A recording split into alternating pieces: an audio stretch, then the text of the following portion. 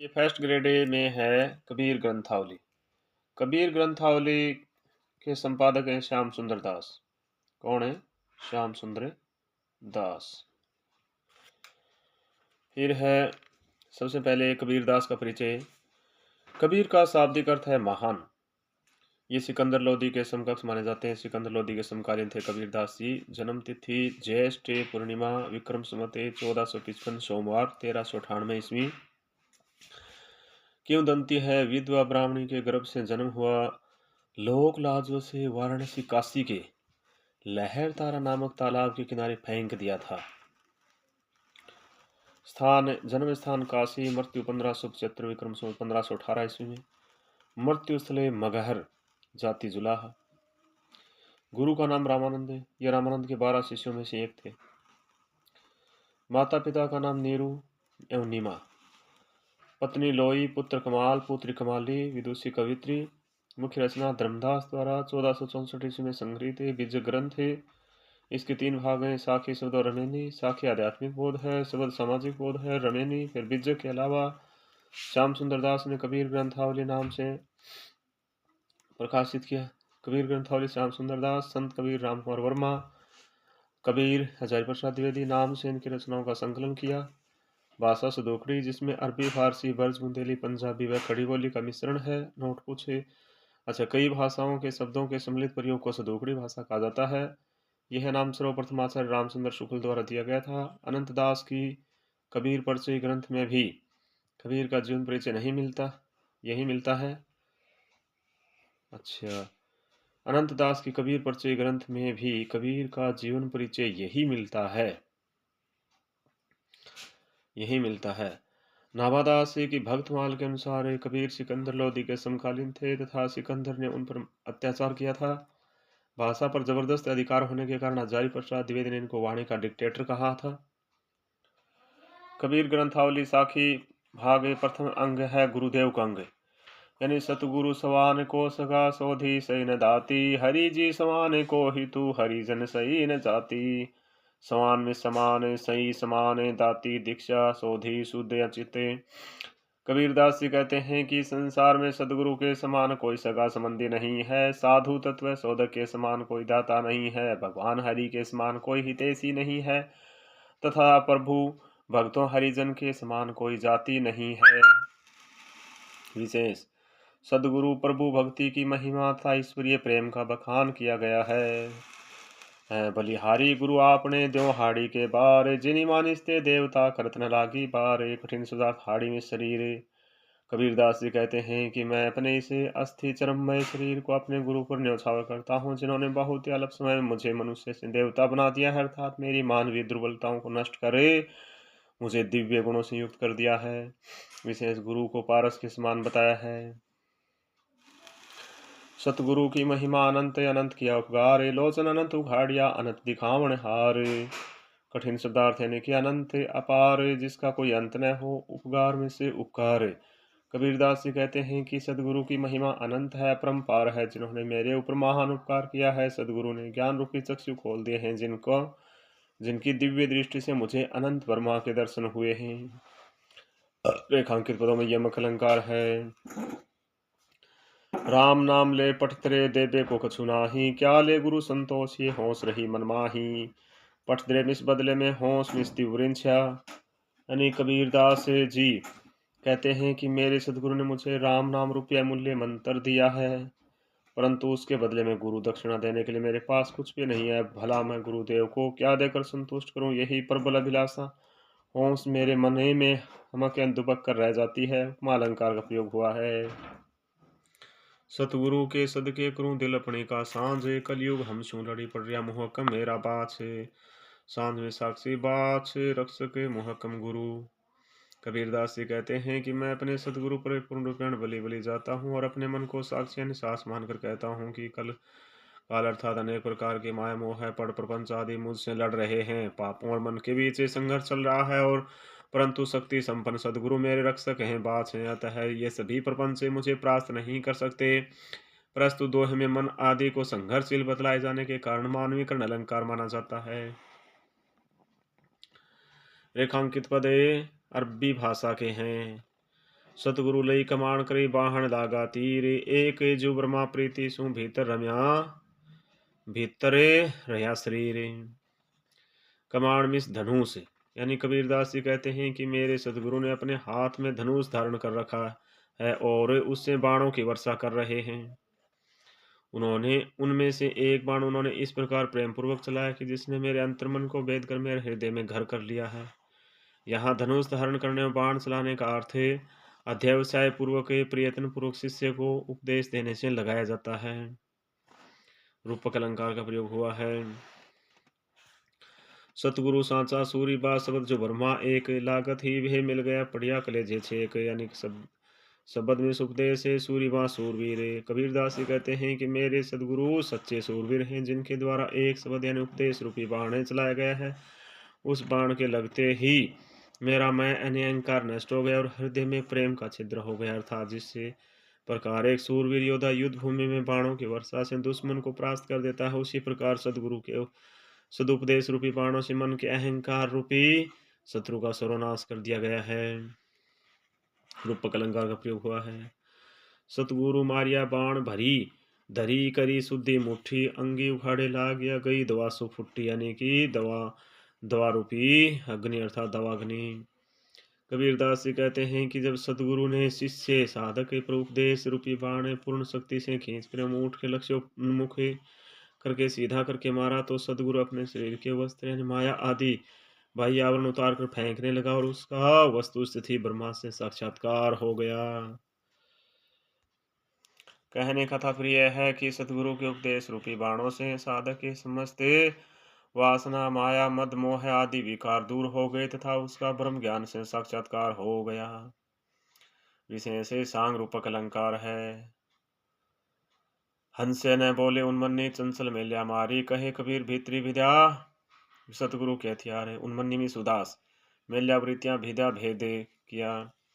प्रस्तुत द्वय में योग की उन्मन्नी दशा का वर्णन करते हुए कबीरदास जी कहते हैं कि जब सतगुरु के उपदेश रूपी बाणों ने साधक यानी शिष्य के हृदय को भेद दिया तब ये साधक हठ योग राजयोग की सीधे समाधिस्थ अवस्था में पहुंच जाता है। परिणाम स्वरूप वह न हंसता है न बोलता है और उसके मन की चंचल वृत्तियां भी समाप्त नष्ट हो गई है। हठ योग साधना वर्णन हुआ है। गूंगा हुआ बावला बहरा हुआ काने, पाऊ थे पंगुल भय सतगुरु मारिया बाणे। वे बावला में इस पागले पंगुल लंगड़ा। कबीरदास जी कहते हैं कि जब सतगुरु के उपदेश रूपी बाणों ने साधक शिष्य के हृदय को भेद दिया तब वह शिष्य गूंगा पागल बहरा लंगड़ा हो गया। कहने का तात्पर्य है कि गुरु के सदुपदेशों के प्रभाव से शिष्य अपनी व्यर्थ के वाद विवाद में वाणी का दुरुपयोग नहीं करता है। वह कानों से भक्ति चर्चा के अलावा अन्य बातें नहीं करता है तथा सांसारिक भागों से विरत होने के कारण लंगड़ा सा हो गया है। इस प्रकार उसकी स्थिति पागल जैसी हो गई है। असंगत अलंकार है। पीछे लागा जाय था लोक वेद के साथी, आगे थे सतगुरु मिल्या दीपक दिया हाथ, यानी पीछे लागा अनुयायी बनना। मैं शिष्य लोक एवं वेद विहित मार्ग का अनुकरण करता जा रहा था, किंतु आगे पथ में गुरुदेव मिले और उन्होंने ज्ञान का दीपक मेरे हाथ में दे दिया, जिससे मैं अपना पथ स्वयं खोज कर लक्ष्य ब्रह्म प्राप्ति तक पहुंच सका। सच्चे गुरु का महत्व बताया गया है।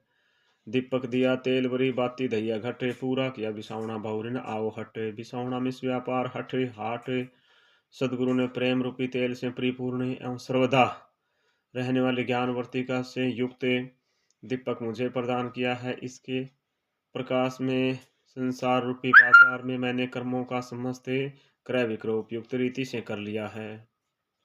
ठीक, अब मैं पुनः इसे बाजार में नहीं आऊंगा, अर्थात इसे ज्ञान ज्योति के द्वारा मैं जीवन मुक्त हो जाऊंगा। परमप्रीत रूपक अलंकार का प्रयोग हुआ है। हेरा ज्ञान प्रकाश या गुरु मिला सो जिन बिसरी जाई, जब गोविंद कृपा करी तब गुरु मिलिया आई। बिसरी मिस भूलना।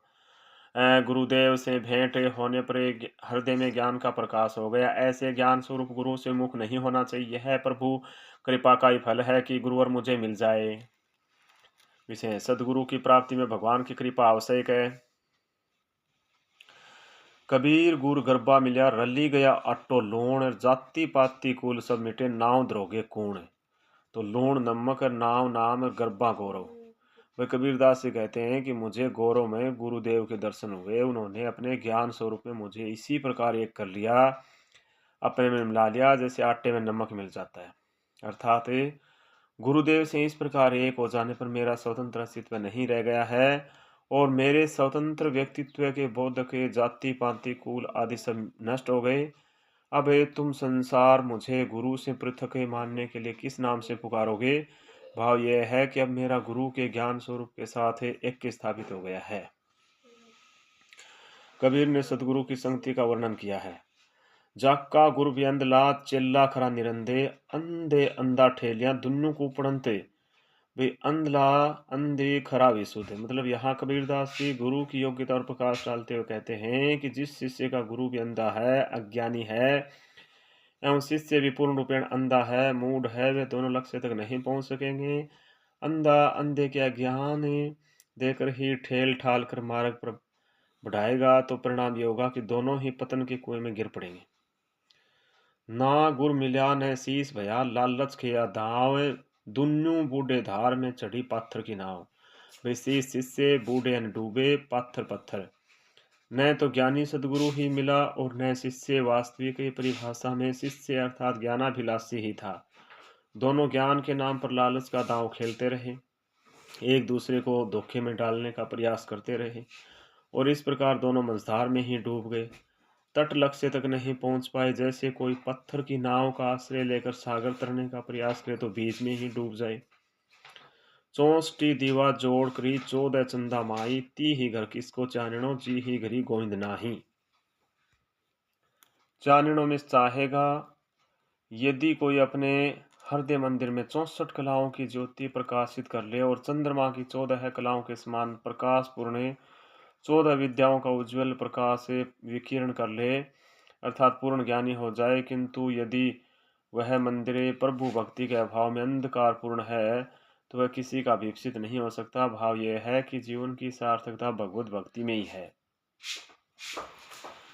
निसंध्यारी कारणे 84 लख चंदे अति अगी आतुर उदय किया तव दृष्टि नहीं मंदे। निस रात उदय उदित अपने अज्ञान के अंधे तमसा के कारण तुझे 84 लाख योनियों में भटक करे इतनी यातना सहनी पड़ी और तब बड़े कष्ट से मानव योनि में आया। मूर्ख है, फिर भी तेरी आंखें नहीं खुलती, तू फिर भी कुमार की ओर बढ़ रहा है। भली भई जू गुर मिला नहीं तर होती हानि, दीपक दृष्टि पतंग जू पड़ता पूरी जानी।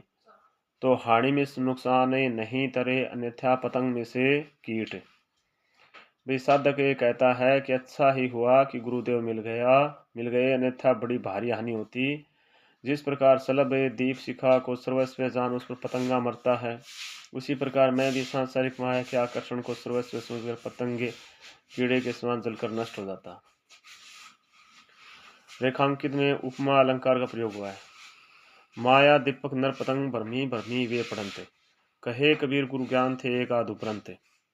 भरमी भरमी मंडरा मंडरा करे माया रूपी दीपक है और मानव पतंगा है जो मंडरा मंडरा करे आकर्षित होकर उसी दीप शिखा पर गिरकर विनष्ट होता है। कबीर कहते हैं कि इस माया दीप के आकर्षण से कोई एकाध बिरले ही गुरु से ज्ञान प्राप्त कर बच पाते हैं। विशेष रूपक अलंकार का प्रयोग हुआ है। सतगुरु बपूरा क्या करे जैसी सीमाएं चूक, भावे त्यों प्रबोध दिले जो बंसी बजाई फूंक। बपूरा बेचारा भावे में चाहे बंसी वंशी। यदि शिष्य में ही त्रुटि है तो बेचारा ज्ञानी गुरु भी क्या कर सकता है।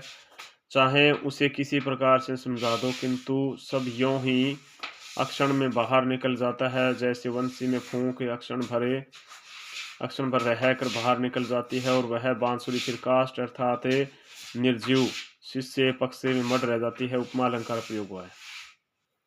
देखिए, संशय खाया सकल जुगु संसा किनु न खद, जे बेधे गुरु असीरा तिन्नी संसा चुने चुने खद। भाई संशय शंका असीरा अक्षर ज्ञान है।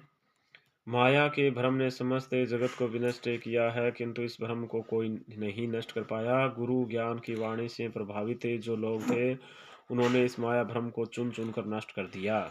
मानवीकरण अलंकार है।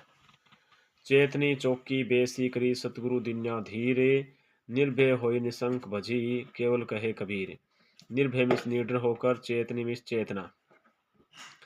कबीर कहते हैं कि सतगुरु ने ज्ञान की चौकी पर बैठकर शिष्य को प्रबोध देकर धैर्य प्रदान कर कहा कि तुम निर्मल चित्त हो, सांसारिक त्रासों से भय रहित होकर केवल ईश्वर का ही भजन करो। हठ योग साधना का उल्लेख है। हठ योग साधना का उल्लेख है। सतगुरु मिल्या तय का भया जे मनी पाड़ी भोले, पासा बिनठा कपड़ा क्या करे बिचारी चोल। भोल मिस भूले चोल मिस लाल पक्का रंगे, बिनठा मिस नष्ट होना। जिन लोगों के चित्ते भ्रम युक्त हैं, यदि उन्हें सतगुरु मिल भी जाए तो क्या लाभ होगा। वे ज्ञान प्राप्त नहीं कर सकते। यदि वस्त्र को रंगने से पूर्व पुट देने यानी बांधने में वह नष्ट हो जाए तो सुंदर रंग देने में समर्थ है मजीठ बेचारा क्या कर सकता है। फटे हुए वस्त्र को किस प्रकार सुंदर रंग दें। त्रुटिपूर्ण शिष्य के साथ यह अवस्था गुरु की है। दृष्टांत अलंकार है। बूढ़े थे परी ऊबरे, गुरु की लहरी चमंकी, बेड़ा देखा बड़बड़ा जब उतरी परे फरंकी। तो बेड़ा में से बेड़ा, जीर्ण में से शीर्ण।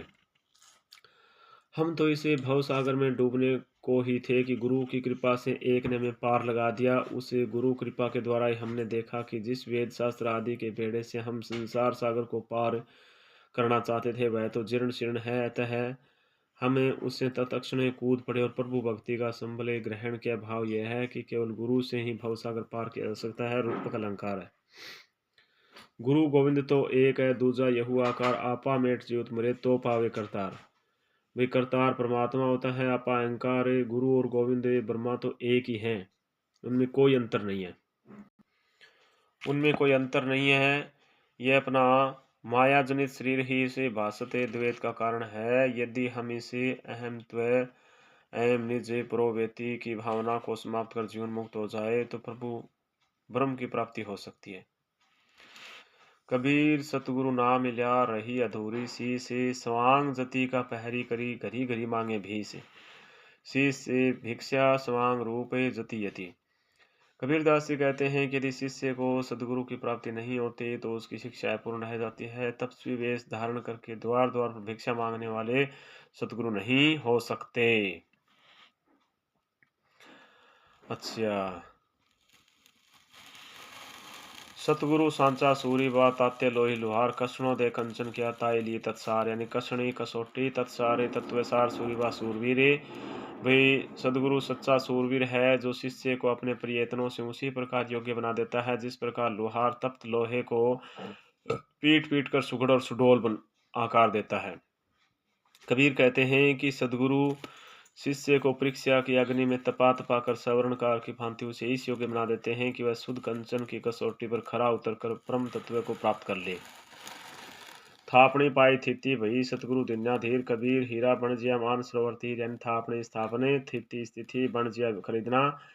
भई सदगुरु से शिष्य रूप में स्वीकृति पाकर उनका शिष्यत्व ग्रहण कर मेरा चंचल मन स्थिर हो गया और उन्होंने मुझे धैर्य प्रदान किया। इससे मन की एकाग्रता से मैं मन रूपी सरोवर पर हंसों की भांति मुक्ता चुग रहा हूँ। निहचले निधि मिलाई तते सतगुरु सास धीरे, निपजी में संज घणा बाटे नहीं कबीर। निपजी में सुलब्धि घना अधिक निहचले निश्चय। सदगुरु के साहस और धैर्य ने आत्मा को ब्रह्मा से मिला दिया। महामिलन से जो सुख उत्पन्न हुआ उसका भागीदार बनने के लिए बहुत से व्यक्ति व्याकुल हैं, किंतु कबीर उसे बांटने के लिए प्रस्तुत नहीं, क्योंकि वह परम तत्व का आनंद दूसरे के द्वारा प्राप्त नहीं किया जा सकता। आता है उस आनंद को प्राप्त करने के लिए स्वयं की आत्मा का ब्रह्मा से साक्षात्कार आवश्यक है। ठीक है। चौपड़ी मांडी चौहटे उर्द अर्ध उर्द बाजार, कहे कबीरा राम जन खेलो संत विचार। चौपड़ी मांडी, चौपड़ का खेल रचना। शरीर के चौराहे पर चौपड़ बिछी है, उसके नीचे एवं ऊपर दोनों ओर चक्रों का बाजार लगा हुआ है। योगियों ने शरीर के अंतः चक्र 6 चक्रों की स्थिति मानी है जो मूलाधार से प्रारंभ होकर शीर्ष में ब्रह्मरंध्र तक बिछे हुए हैं। इन 6 चक्रों का भेदन करके कुंडलिनी ब्रह्मरंध्र में पहुंचती है जहां अमृत निश्रित होता है। कबीरदास जी कहते हैं कि प्रभु भगत संतगण इस खेल को विचार पूर्वक खेलते हैं, अर्थात योग साधना में प्रवृत्त होते हैं। पासा पकड़ा प्रेम का, सारी किया शरीर, सतगुरु दाव बताइया खेले दास कबीर। सारी बिछात। प्रेम के पासे से शरीर रूपी चौपड़े भक्त कबीर ने खेल प्रारंभ कर दिया है और सतगुरु दाव बनाते जा रहे हैं। भाव यह है कि साधक ने प्रेम का आश्रय लेकर गुरु के निर्देश में योग साधना प्रारंभ कर दी है। प्रेम के पासे से शरीर रूपी चौपड़े भक्त कबीर ने खेल प्रारंभ कर दिया है और सतगुरु दाव बनाते जा रहे हैं। भाव यह है कि साधक ने प्रेम का आश्रय लेकर गुरु के निर्देश में योग साधना प्रारंभ कर दी है। सतगुरु हमसू रिझी करी एक या प्रसंग वर्षा बादल प्रेम का भेजी गया सब अंग। रिझी में खुश होना। सतगुरु ने हमसे प्रश्न होकर प्रभु भक्ति की ऐसी मनोरम चर्चा छेड़ी कि प्रेम का बादल बरस गया, जिससे शरीर का अंग प्रत्यंग से प्रेम जल से सिक्त हो गया।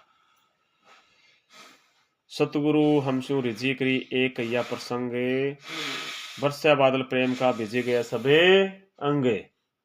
सतगुरु ने हमसे प्रश्न होकर प्रभु भक्ति की ऐसी मनोरम चर्चा छेड़ी कि प्रेम का बादल बरस गया, जिससे शरीर का अंग प्रत्यंग से प्रेम जल से सिक्त हो गया। कबीर बादल प्रेम का हम पर वर्षा आई, अंतरी भिगी आत्मा हरी भई बंदराई। वर्षा में इस वर्षा का होना प्रभु प्रेम का बादल बरसा, जिससे अंतरात्मा उसे प्रभु प्रेम में जल से भीग गई और उसी के आनंद में श्री रूपी वन प्रदेश में भी हरियाली उत्पलता छा गई। पूरे सु परचा भया सब दुख मिल्या दूरी, निर्मल किन्ह आत्मा ताथे सदा हजूरी। हजूरी अरबी भाषा का है मुख नतमस्तक होना।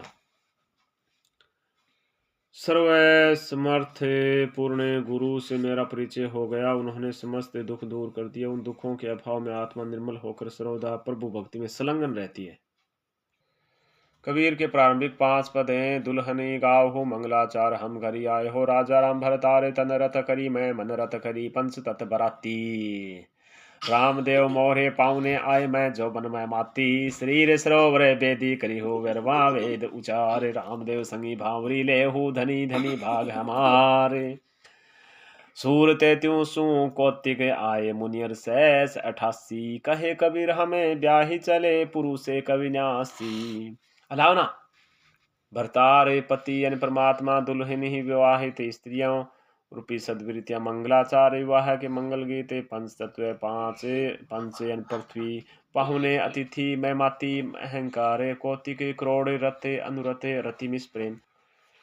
कबीर यहाँ पर परम पुरुष से अपने आध्यात्मिक मिलन का वर्णन विवाह के रूप के द्वारा करते हुए कहते हैं कि सौभाग्यवती नारियों, तुम विवाह के मंगल गीत गाओ। आज मेरे घर पर स्वामी राम परम प्रभु आए हैं। मेरी आत्मा प्रभु भक्ति में परिपक्व जौवन में माती है। स्वयं प्रभु मेरे द्वार पर अतिथि बनकर आए हैं। मैं उनका स्वागत पति रूप में वर्ण कर करूँगी। मैं अपने शरीर और मन को उनके प्रेम में रंगे पृथ्वी जल वायु अग्नि आकाश आदि पंच तत्वों को व्राती बनाकर अर्थात उनको साक्षी बना शरीर रूपी कुंड की वेदी पर प्रभु के साथ विवाह संबंध में बन जाऊंगी। इस विवाह के संस्कार पर स्वयं ब्रह्मा वेद मंत्रों का उच्चारण करेंगे। अब आगे कबीर ऐसा वर्णन करते हैं कि वह हो चुका है। वे कहते हैं कि इस प्रेम से प्रेमिका आत्मा के इस महामिलन को देखने के लिए 33 करोड़ देवता 88,000 मुनिवर आए थे। कबीर कहते हैं कि इसी प्रकार अविनाशी परम पुरुष से विवाह सूत्र जोड़कर संसार से जा रहे हैं। बहुत दिनन में प्रीतम पाए, भाग बड़े घरी बैठे आए। मंगलाचार माही मन राख्यो, राम रसायन रसना चाख्यो। मंदिर माही भया उजियारा, ले सुति अपना पियो पियारा। मैं रनी राशि जे निधि पाई, हम ही कहाँ येहू तुम ही बड़ाई। कहे कबीर मैं कछु न किन्हा, सखी सुहागे राम मोहि दिन्हा। मंदिर में सिर दे। कबीर परमात्मा के साथ अपने महामिलन का वर्णन करते हुए कहते हैं कि मैंने बहुत दिनों में अपने स्वामी के दर्शन किए हैं। जब से आत्मा परमात्मा से बिछुड़ी है, तभी से उसे परम तत्व के दर्शन नहीं हुए हैं। ये मेरा परम सौभाग्य है कि संसार में है उनको प्राप्त कर लिया है। सखियो दूसरी आत्मा, तुम अपना मन प्रभु अर्चना में गाए, मंगल गीतों में ही लगाओ एवं जिह्वा से राम नाम के अमूल्य रसायन का रसास्वादन करो। राम राम राम राम राम राम। प्रभु आगमन से मेरे हृदय मंदिर में प्रकाश हो उठा, ज्ञान वर्तिका पर दीप्त हो उठी। हे सती आत्मा, तुम अपने प्रियतम से भेंट करे। मैंने यही अमूल्य और सुंदर निधि जो प्राप्त की, यह प्रभु की अनुकंपा है। कबीर कहते हैं कि सखी, मैंने कुछ भी विशेष महत्व का कार्य नहीं किया, किंतु यह प्रभु की कृपा है कि उन्होंने मेरी आत्मा को अपनाया। अब तो ही जान देहु राम प्यारे, ज्यों भावे त्यों होई हमारे। बहु दिनन के बिछुरे हरि पाए, भाग बड़े घरी बैठे आई। चरणनी लागी करो बिरियाई, प्रेम प्रीति राखो उरजाई। इते मने मंदिरे रहो निते चौसे, कहे कबीरे प्रभु मति धोसे। बरियाई हठ पूर्वक चौसे अन चोखे, कबीर आत्मा के द्वारा कहलवाते हैं, हे प्रियतम राम, अबे मैं तुम्हें अलग न होने दूंगी। जिस प्रकार आप मेरे पास रह सकते हैं वैसे ही रहिए। मैंने बहुत दिनों से बिछुड़े स्वामी को प्राप्त किया है और वे घर बैठे ही प्राप्त हो गए हैं। ये मेरा परम सौभाग्य है। मैं उन्हें प्रेम बंधन में बांध उनके चरणों में रहकर सेवा करूंगी। हे स्वामी, मेरे मन मंदिर में नित्य भली प्रकार संपूर्ण सुविधाओं सहित रहो। आप अनंतर जाकर धोखे में मत पड़िए, अर्थात मेरे जैसा सच्चा प्रेम अनंतर दुर्लभ होगा।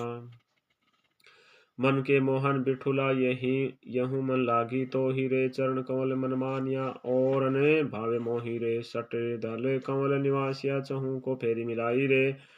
दहु के विधि समाधिया, तहाँ काल न पास आई रे। अष्ट कमले दल भीतरा, तहाँ श्री रंगे केली कराही रे। सतगुरु मिले तो पाहिए, नहीं जन्म अकार थे जाई रे। कदली कुसुम दल भीतरा, तहाँ 10 अंगुल का बीच रे। तहाँ द्वादश खोजी ले, जन्म होत न हिमीच रे। बंक नाली के अंतरे, पश्चिम दिशा की बाट रे। निझर झरे रस पीजिए, ताहाँ भंवर गुफा के घाट रे। त्रिवेणी मना है नवाई, ए सूरती मिले जो हाथी रे। तहाँ ने फिर मग जोइए, सनकादिक मिली है साथी रे। गगन गरजी मग जोइए, तहाँ दिसे तार अनंत रे। बिजुरी चमकी घने बरसी हिये, तरा भेंचते सब संतरे। षोडश कमल जब अवचेतिया, तबे तथा मिली गए भी वनवारी रे। जुरा मरण भरम अवभाषिया, पुनरपि जन्म निवारी रे। गुण गुर गणी ते पाइये, झंसी मरे जिनी कोई रे। तही कबीरा रही रमी रहिया, सहज समाधि सोई रे। बिठुला विठलनाथ जी सठ दल कमले, 6 पंखुड़ियों वाला कमल अर्थात स्वाधिष्ठान चक्र। अष्ट कमले 8 पंखुड़ियों वाला कमल अर्थात सुरति चक्र। दुह के बीच समाधियां यानी मूलाधार चक्कर से होकर स्वाधिष्ठान चक्र में कुंडलिनी को पहुंचाने के लिए लगाई गई समाधि कमल विशुदाख्य चक्र। त्रिवेणी 3 नाड़ियों का मेल। कदली केला केले के समान रीढ़ की हड्डी। श्रीरंग जी परमात्मा, केली क्रीड़ा, नीझर झरना, भंवर गुफा, सहस्त्रार कमले, सुरति साधना, ब्रह्मा का साक्षात्कार, घने अनहदनाद, षोडश कुसुम दले, नाड़ियों का बिछा हुआ पुष्पते जाले। द्वादश 12 पंखुड़ियों वाला अर्थात अनाहत चक्र। कबीर कहते हैं कि हे मन के स्वामी, मेरा मन केवल आप में हम रखते हैं। आपके चरण कमलों में ही मेरा मन लगता है। मुझे अन्य कुछ भी प्रिय नहीं है। स्वादिष्टान चक्कर में मूलाधार चक्कर से कुंडलिनी को पहुंचाने में जो समाधि लगाई जाएगी, उससे मृत्यु भय दूर हो जाएगा। अष्ट कमल सुरति। अष्ट कमल सुरति कमल के मध्य ईश्वर का निवास है। यदि सदगुरु प्राप्ति हो जाए तो वहां तक पहुंचा जा सकता है, अन्यथा ये जन्म व्यर्थ ही चला जाता है। कदली तुल्य रीढ़ की हड्डी के मध्य जो नाड़ी जाल है, मूलाधार चक्कर से हृदय चक्कर तक पहुंचने में 10 अंगुल की दूरी है। यहाँ द्वादश दल वाला कमल है, जिसकी प्राप्ति से मृत्यु नहीं होती है। सुषुम्ना यदि ऊपर सहस्त्रार में जाकर बाईं ओर स्फोट करे तो वहां उस शून्य गुफा से अमृत श्रवण होता है। वहां जाकर पुनः संसार की ओर दृक्पात करने की आवश्यकता नहीं। वहां तुम्हारा मिलन अन्य मुक्त आत्माओं से भी हो जाएगा। अनहदनाद के द्वारा मेघ गर्जन का सुख लाभ होता है और परम ब्रह्म के दर्शन होते हैं। वहाँ अनंत ज्योतिष्मान परमेश्वर की कांति का विद्युत प्रकाश है एवं अमृत श्रवण से समस्त मुक्त आत्माएं शांत है। षोडश दल कमल विशुद्ध चक्र प्राप्ति पर साधक प्रभु से तदाकार हो जाता है। इस स्थिति को प्राप्त कर जरा मरण का भय भाग जाता है और पुनः आगमन नहीं पड़ना पड़ता। यह परम पद कृपा गुरु कृपा के द्वारा ही पाया जा सकता है। वैसे चाहे कोई कितना ही भगीरथ प्रयत्न करे, उसकी प्राप्ति नहीं कर सकता। कबीर तो उसी परम पदे का लाभ सहज समाधि द्वारा कर रहा है विशेष हठ योग साधना में प्राण के केंद्रों को चक्र कहते हैं। इन्हें 6 चक्रों में मेरुदंड माना गया है। ठीक। फिर है गोकुले नायक बिठूला मेरो मन लागी, तो हीरे बहुत दिन बिछुरे भये, तेरो औसिरे आवे मोहिरे। कर्म कोटि को ग्रह रचोरे, ने है गए की आसरे, आप ही आप बंधाइया दवे लोचन मर ही पी आसरे। आप रे समीचीनिये दिसे सरबे समान रे, इही पदे नर हरि भेटिए, तू छाड़ी कपट अभिमान रे। ना कतहु चली जाइए, ना सिर लीजिए भार रे, रसना रसी ही विचारिए, सारंग श्री रंगधार रे। साध सिद्धि ऐसी पाइये, क्यों होई महोई रे। जे दिठ ज्ञान न उपजे, तो अहटी रहे जिनि कोई रे। एक जुक्ति एके मिले, किवा जो की भोग रे। इन्हें दुन्नु फल पाइयो, राम नाम सिद्धि जोग रे। प्रेम भक्ति ऐसी कीजिए, मुखी अमृत बरिसे चंद्रे। आप या विचारिए, तबे केता हुई आनंद रे। तुम है किन जिनी जानो गीत है, येहू निज परम विचार रे। केवल कही समझाइया, आतपे आत्म साधन सार रे। चरण कमले चितलाइयो, राम नाम गुण गाई रे। कहे कबीर संसा नहीं, भक्ति मुक्ति गति पाई रे। गोकुल वृंदावन ओ श्री याद। कबीर कहते हैं कि हे गोकुल नायक विठल प्रभु, मेरी आपसे प्रीति हो गई है। आप मेरे से बहुत समय से बिछुड़ गए हो। आत्मा परमात्मा से बहुत समय पूर्व अलग हो चुकी। आपकी स्मृति मुझे व्यथित करती है। आपके दर्शनों की आशा में मेरे दोनों नेत्र प्यासे रहते हैं। मैं स्वयं ही इसे जगत के बंधन में बंध गया हूँ, जिसके फलस्वरूप स्नेह हीन व्यक्तियों से मैंने प्रेम संबंध स्थापित करने का प्रयास कर विविध कर्मों का तंतु ताना। आगे कबीर कहते हैं कि वह सर्वत्र व्यापी प्रभु सबको समान रूप से दृष्टिगत होता है, तथा जिस रूप में वह सृष्टि के कण कण में व्याप्त है, उसी भांति स्वयं मैं भी अंत अपने भीतर ही प्रभु को खोजने की चेष्टा करनी चाहिए, अनंतर नहीं। अतः हे मनुष्य, तू कपट एवं मिथ्याभिमान का परित्याग करे, अपना पूर्ण समर्पण प्रभु चरणों में कर दे। उस प्रभु की खोज में न तो इधर उधर भटकने की आवश्यकता है, और न ही शीश पर शास्त्र ग्रंथों का बोझ ढोने की। केवल जिह्वा से प्रेम सहित उस परम प्रभु का ध्यान करते रहो। साधना से ही ये सिद्धि प्राप्त हो सकती है, अथवा उसे प्रभु से प्रेम द्वारा पूर्ण तादात्म्य में स्थापित करे ही उनका साक्षात्कार आनंद प्राप्त किया जा सकता है। यदि मनुष्य की दृष्टि ज्ञान पूर्ण नहीं है, तो वह संसार में ही भटकती रहती है।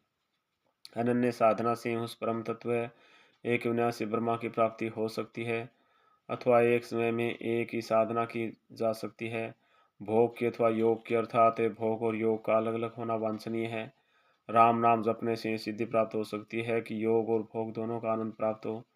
भाव यह है कि यदि मनुष्य कुंडलिनी को ब्रह्म धुरंधर में पहुंचा दे और वहां से स्रवित अमृत का पान करे, तो वह अमर हो जाए, मुक्त हो जाए। कबीर कहते हैं कि हे सांसारिक मनुष्यों, तुम यह समझते होंगे कि यह कबीर ने यूं ही मनोरंजनार्थ गीत गाया है।